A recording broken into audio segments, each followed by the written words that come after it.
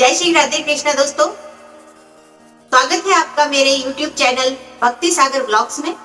और आज हम सुनेंगे शीतला सप्तमी की कथा।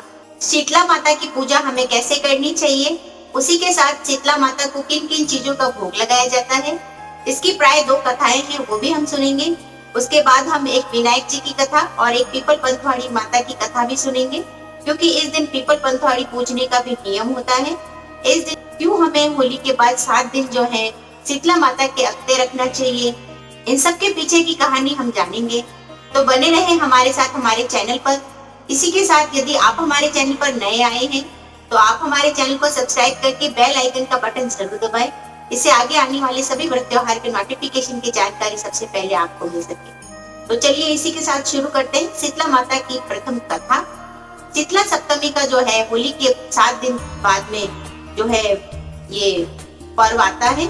इसे एक दिन पूर्व ही जो है भोजन बनाकर और उसे शीतला सप्तमी के दिन जो है हम खाते हैं, माता जी को भोग लगाकर और पूजन अर्चन कर। इसके पीछे की जो विधि और कहानी है वो हम सुनेंगे।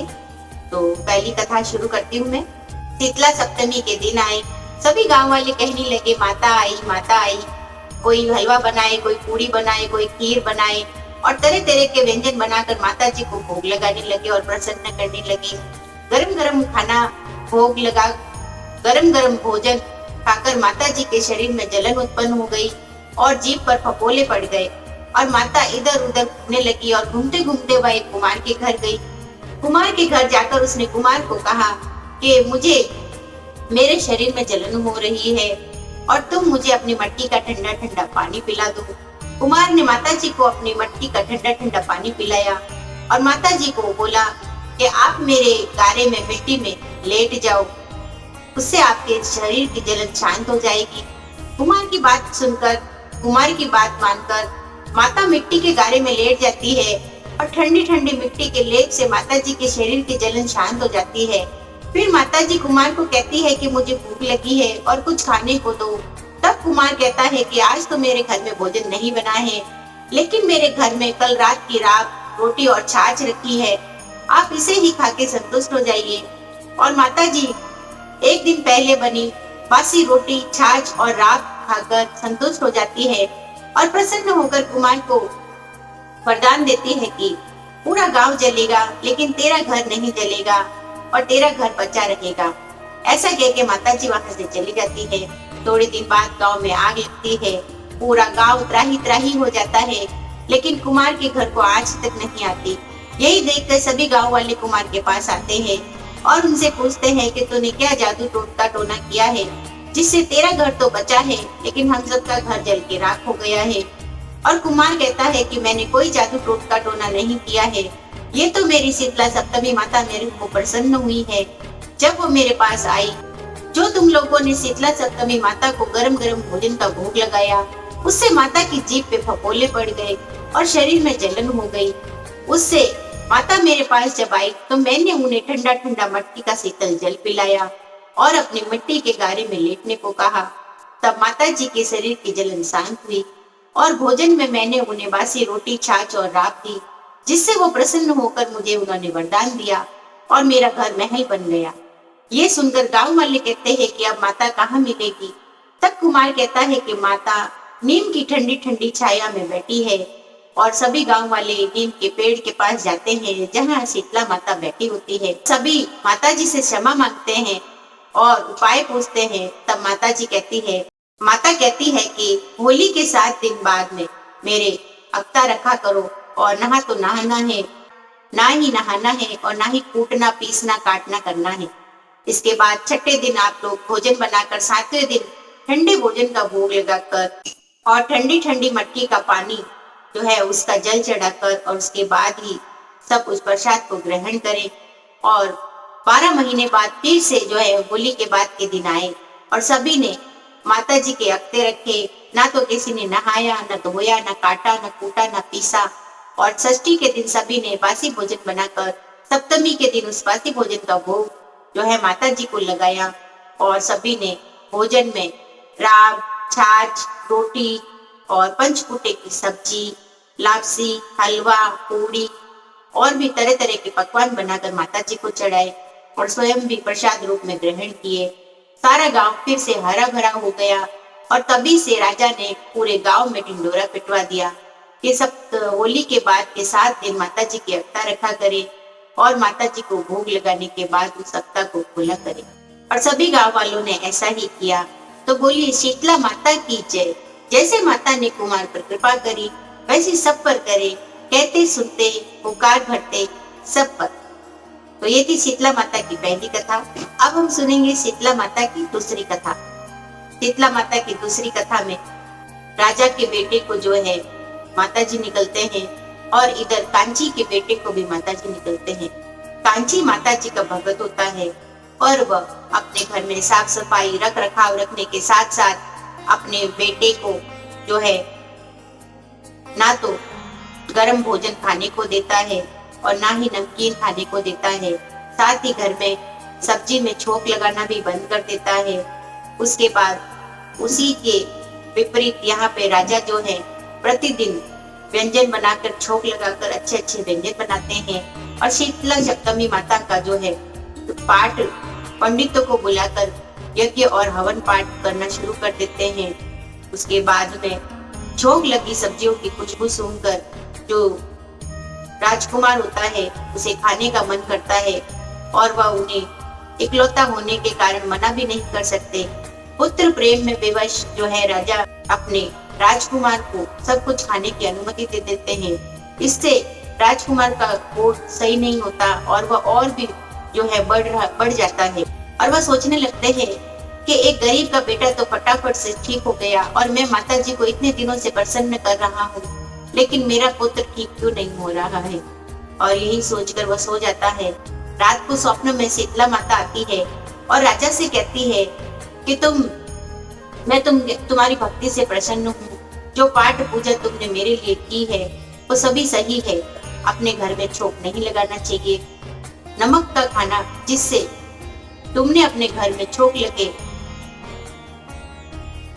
तुमने प्रतिदिन जो है भोजन बनाने में तुमने प्रतिदिन छोंक लगाकर भोजन बनाया जिससे तुम्हारे पुत्र को खाने की लालसा हुई और नमकीन खाना खाने की वजह से जो है शरीर में खुजली बढ़ती है और इसी वजह से तुम्हारा पुत्र सही नहीं हो रहा है।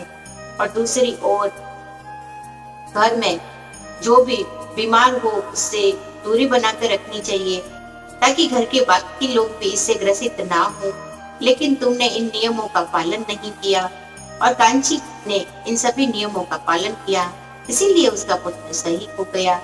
भगवती शीतला माता उसे ये सब बातें कहकर सभी बातों का पालन करने की आज्ञा देती है और लुप्त हो जाती है। दूसरे दिन राजा वैसा ही करता है। राजकुमार को अलग से रख रखाव में रखा जाता है और उन्हें जो है सादा खाना दिया जाता है। उसी के साथ घर में छोंक लगे भोजन बनना बंद हो जाते हैं। इस सब बातों का पालन करने के बाद राजकुमार का स्वास्थ्य ठीक हो जाता है और तभी से राजा शहर में ढिंडोरा पिटवा देते हैं कि शीतला सप्तमी के दिनों में कोई भी घर में छोंक लगे भोजन ना बनाए। यदि किसी को माताजी निकले तो उसे अलग रख रखाव में रखा जाए ताकि उसकी संगति से बाकी लोगों को भी जो है ये महामारी ना फैले। इन सब बातों को करने के बाद जो है तभी से सब इसका पालन करने लगते हैं। हे शीतला माता, जैसे आपने कांची के पुत्र को और राजा के पुत्र पर मेहर की वैसी सब पर करे, सबका भला करे और कहते सुनते हुकार भट्टे वालों का भी। तो ये थी दोस्तों शीतला सप्तमी की दूसरी कथा। इसके बाद हम सुनेंगे विनायक जी की कथा। विनायक जी की कथा में एक सास बहू थी और सास अपनी बहू को कुछ भी खाने को नहीं देती थी, इसीलिए वह प्रतिदिन घर से आटा ले जाती और तालाब से जल का लोटा भरती, पंसारी की दुकान से गुड़ लेकर और घी लेकर जाती। शमशान में जाकर वह मुर्दे पर रोटी बनाकर सेकती। गणेश जी की बूटी में चूरमा बनाकर गणेश जी को भोग लगाकर स्वयं जीव कर घर आ जाती। और इसी प्रक्रिया को देखते देखते गणेश जी एक दिन विचार करते करते अपने मुंह पर उंगली रख लेते हैं। अब पूरे गांव में हल्ला हो जाता है कि गणेश जी को किस बात की चिंता हुई है और सभी प्रयास करते हैं। राजा उस पर इनाम रखते हैं कि जो भी गणेश जी की चिंता मिटाएगा उसको मैं आधा राज्य दूंगा। सभी प्रयास करते हैं लेकिन सभी विफल हो जाते हैं और बहू ये सुनते ही सास से कहती है कि मैं भी कोशिश करना चाहती हूँ। तब सास कहती है कि पूरे गांव ने, बड़े बड़े जादूगरों ने जो कोशिश की लेकिन वो कुछ नहीं कर पाए, अब तुम क्या कर लोगी। किवाड़ बंद करके गणेश जी से बातें करने लगती है कि घी में आटे मेरे घर का लाई, तालाब से पानी लिया, पंसारी की दुकान से गुड़ घी लिया और मुर्दे पर सेक कर रोटी बनाई, आपकी ऊटी में चूरा तो आपको भोग लगाया, इस पर भी आपको आपत्ति क्यों हो रही है। और यही सुनकर गणेश जी खिलखिल कर हंसने लगते हैं और उनके मुंह से उंगली हट जाती है और वह किवाड़ खोल देती है।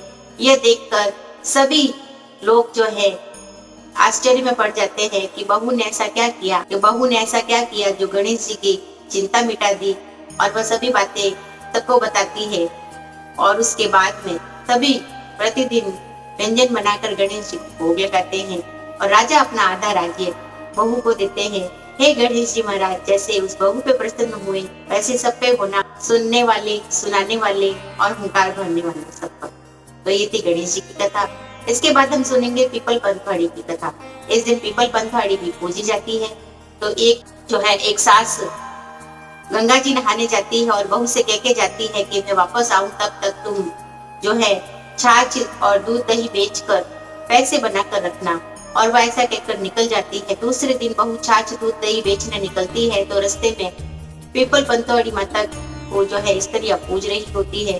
तब वह उनसे पूछती है कि ये क्या कर रही हो। तब वह कहती है कि पीपल पंथवाड़ी पूज रहे हैं और वह उनसे पूछती है कि इससे क्या होता है।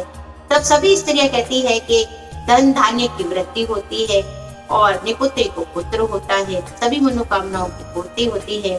तब वह कहती है कि तुम तो जल से सींच रही हो और मैं दूध दही से सींचूंगी। वो पीपल में दूध चढ़ा देती और दही पंथवाड़ी माता को चढ़ाकर घर आ जाती।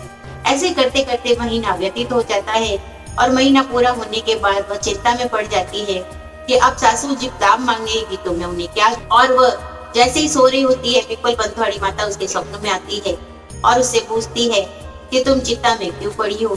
तब वह कहती है कि मेरी सास गंगा जी नहा के आने वाली है और वो दाम मांगेगी तो मैं क्या दूंगी।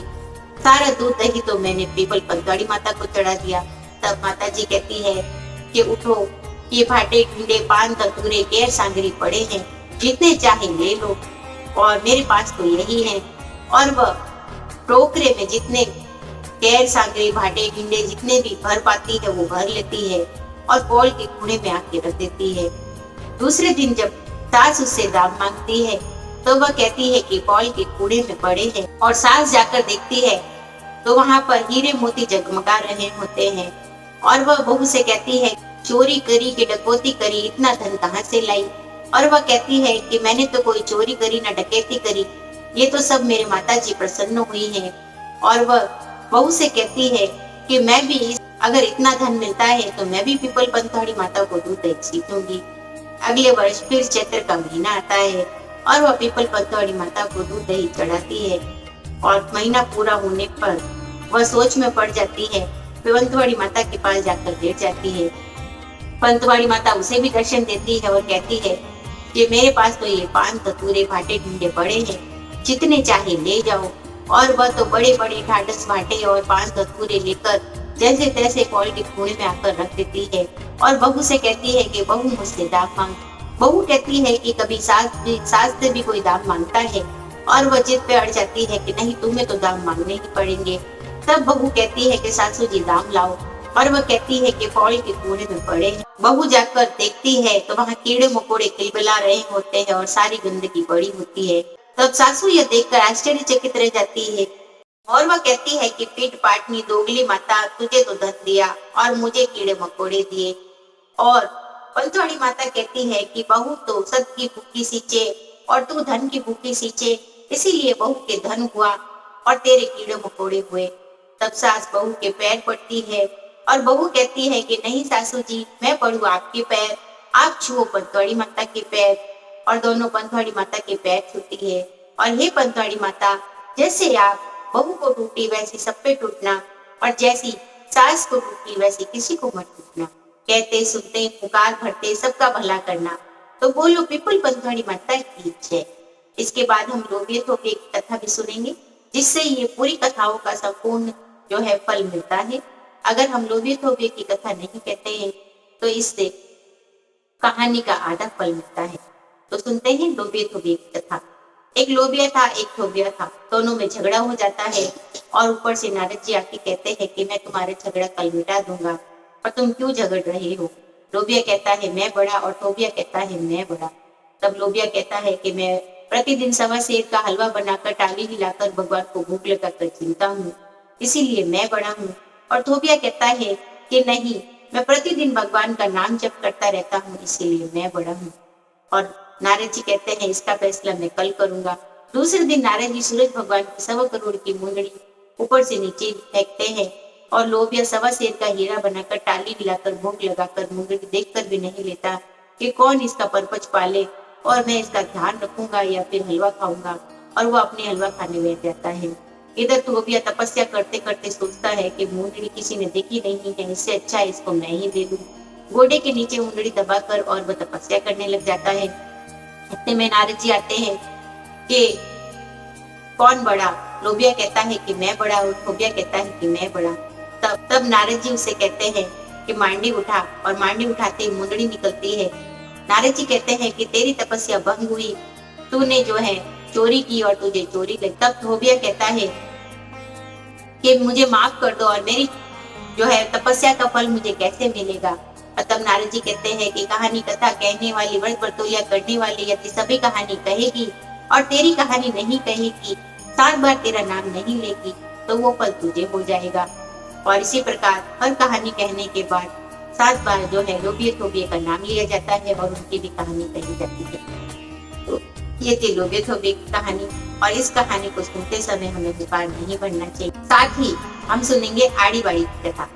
आड़ी बाड़ी कान कवारी, बीच में बैठी कन्या कुंवारी, कन्या कुंवारी गाय पूजे, अन्न पूजे, धन पूजे, लाभ पूजे, लक्ष्मी पूजे, सूरज चंद्रमा जी रिवाड़ी पूजे, शिव पार्वता जी रिवाड़ी पूजे, विष्णु लक्ष्मी रिवाड़ी पूजे, बालाजी री राक्षा पे रिवाड़ी पूजे, ठाकुर जी महाराज रिवाड़ी पूजे, बाल गोपाल रिवाड़ी पूजे, तुलसा माता रिवाड़ी पूजे, पीपल पंथवाड़ी रिवाड़ी पूजे, भूलिया चुकिया सभी देवी देवता रिवाड़ी पूजे। वाड़ी पूजा काई होवे, अन्न होवे, धन होवे, लाभ होवे, लक्ष्मी होवे, सोना रटाकला, चांदी रहाकला, भाई को मान, भोजाई को दान, उठो भाई उठो थाने चौथ विनाय। तो ये थी संपूर्ण कथा। यदि आपको मेरे द्वारा सुनाई गई कथाएं अच्छी लगती है तो आप अपने परिवारजनों के साथ, मित्रों के साथ इसे शेयर करें और सपोर्ट करें हमें, ताकि हम इसी प्रकार की कहानी कथा आपके लिए प्रतिदिन लाते रहें। और इसी के साथ आपको शीतला सप्तमी की हार्दिक शुभकामनाएं। आपका दिन शुभ और मंगलमय हो, इसी कामना के साथ मिलते हैं हमारे अगले वीडियो में अगली जानकारी के साथ। तब तक के लिए जय श्री राधे कृष्णा, राधे राधे दोस्तों।